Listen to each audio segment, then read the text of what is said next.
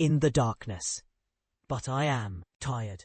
That same cloud was being watched by two good friends in the ruined. Gitch below the city wall, for Bagheera and Kaa, knowing well how. Dangerous the monkey people were, in large numbers, did not wish to run any risks. The monkeys never fight unless they are 100 to 1, and few in the jungle care for those odds. I will go to the west wall, Kaa whispered, and come down swiftly with the slope of the ground in my favour. They will not throw themselves upon my back in their hundreds, but I know it. Would that Baloo were here, but we must do what we can. When that cloud covers the moon, I shall go to the terrace. They hold some sort of council there over the boy. Good hunting! And glided away to the west wall. That happened to be the least ruined of any, and the big snake was delayed. A while before he could find a way up the stones, the cloud hid the moon, and as Mowgli wondered what would come next, he heard Bagheera's light. Feet on the terrace, the Black Panther had raced up the slope almost, without a sound, and was striking. He knew better than to waste time in biting right and left among the monkeys who were seated round Mowgli in circles 50 and 60 deep. There was a howl of fright and rage. And then, as Bagheera tripped on the rolling, kicking bodies beneath him, a monkey shouted, "There is only one here! Kill him! Kill!" A scuffling mass of monkeys, biting, scratching, tearing, and pulling, closed over. Bagheera, while 5 or 6 laid hold of Mowgli, dragged him up the wall of the summer house and pushed him through the hole of the broken dome. A man-trained boy would have been badly bruised, for the fall was a good 15 feet. But Mowgli fell as Baloo had taught him to fall, and landed on his feet. "Stay there," shouted the monkeys, "till we have killed thy friends. And later we will play with thee, if the poison people leave thee alive. We be of one blood, ye and I." Quickly giving the snakes call. He could hear rustling and hissing in the rubbish all round him, and gave the call a second time to make sure. Even so, down hoods all. Every ruin in India becomes sooner or later a dwelling place of snakes, and the old summer house was alive with cobras. Stand still, little brother, for thy feet may do us harm. Mowgli stood as quietly as he could, peering through the open workhand, listening to the furious din of the fight round the Black Panther, the yells and chatterings and scufflings, and Bagheera's deep hoarse cough as he backed and bucked and twisted and plunged under the heaps of his enemies. For the first time since he was born, Bagheera was fighting for his life. Baloo must be at hand. Bagheera would not have come alone, Mowgli thought, and then he called aloud, "To the tank, Bagheera! Roll to the water tanks! Roll and plunge! Get to the water!"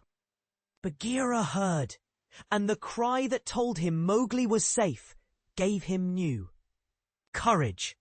He worked his way desperately, inch by inch, straight for the reservoirs, halting in silence. Then from the ruined wall nearest the jungle rose up the rumbling war shout of Baloo. The old bear had done his best, but he could not come before. "Bagheera," he shouted, "I am here. I climb. I haste. Ahuora, the stones slip under my feet. Wait my coming, O most infamous Bandar-log." He panted up the terrace only to disappear to the head in a wave of monkeys. But he threw himself squarely on his haunches and, spreading out his forepaws, hugged as many as he could hold, and then began to hit with a regular bat, bat, bat, like the flipping strokes of a paddle wheel.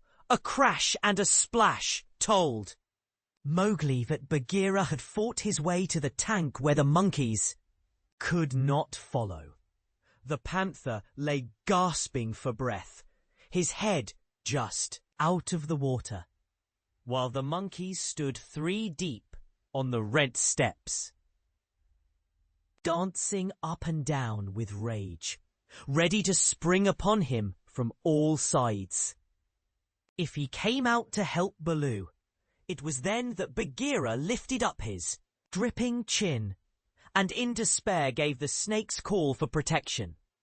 We be of one blood, ye and I, for he believed that Kaa had turned tail. At the last minute, even Baloo, half smothered under the monkeys on the edge of the terrace, could not help chuckling as he heard the black panther asking for help. Kaa had only just worked his way over the west wall, landing with a wrench that dislodged a coping stone into the ditch. He had no intention of losing any advantage of the ground, and coiled and uncoiled himself once or twice to be sure that every foot of his long body was in working order. All that while the fight with Baloo went on, and the monkeys yelled in the tank round Bagheera, and Mang the Bat, flying to and fro, carried the news of the great battle over the jungle till even Hathi the wild elephant trumpeted, and far away scattered bands of the monkey folk woke and came leaping along the tree roads to help their comrades in the cold lairs, and the noise of the fight roused all the gay birds for miles round.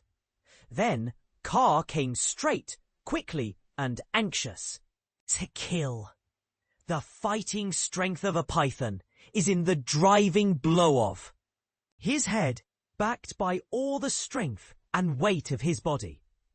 If you can, imagine a lance or a battering ram or a hammer weighing nearly half a ton, driven by a cool, quiet mind living in the handle of it. You can roughly imagine what Kaa was like when he fought. A python 4 or 5 feet long can knock a man down if he hits him fairly in the chest. And Kaa was 30 feet long, as you know. His first stroke was delivered into the heart of the crowd round Baloo. It was sent home with shut mouth in silence, and there was no need of a second. The monkeys scattered with cries of Kaa! It is Kaa! Run! Run! Generations of monkeys had been scared into good behaviour by the stories.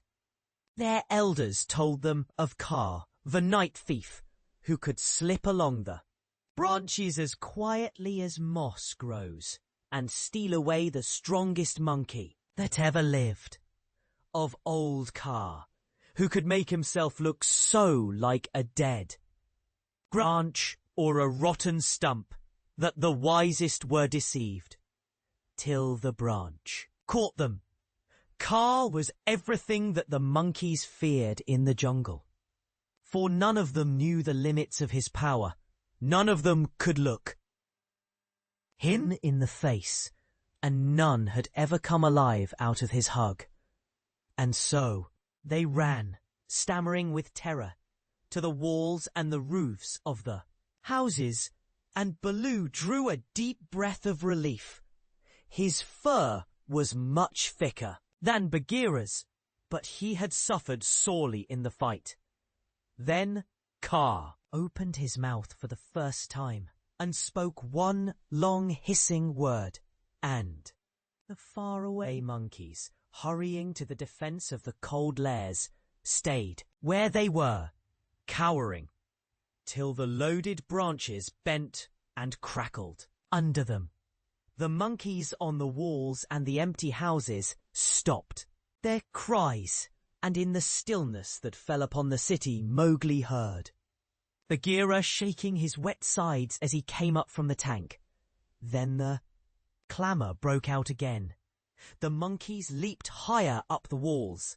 They clung around the necks of the big stone idols and shrieked as they skipped along the battlements, while Mowgli, dancing in the summer house, put his eye to the screenwork and hooted owl fashion between his front teeth to show his derision and contempt. "Get the man-cub out of that trap! I can do no more," Bagheera gasped. "Let us take the man-cub and go. They may attack again. They will not move till I order them. Stay you, Kaa hissed, and the city was silent once more. "I could not come before, brother, but I think I heard thee call." This was to Bagheera. I may have cried out in the battle," Bagheera answered. "Baloo art. Thou hurt?" "I am not sure that they did not pull me into 100 little bearlings," said Baloo, gravely shaking one leg after the other. "Wow! I am sore. Kaa, we owe thee, I think, our lives, Bagheera and I. No matter. Where is the manling?" "Here, in a trap. I cannot climb out," cried Mowgli. The curve of the broken dome was above his head. "Take him away. He dances like Mal the peacock. He will crush our young," said the cobras inside. "Ha! He has friends everywhere. This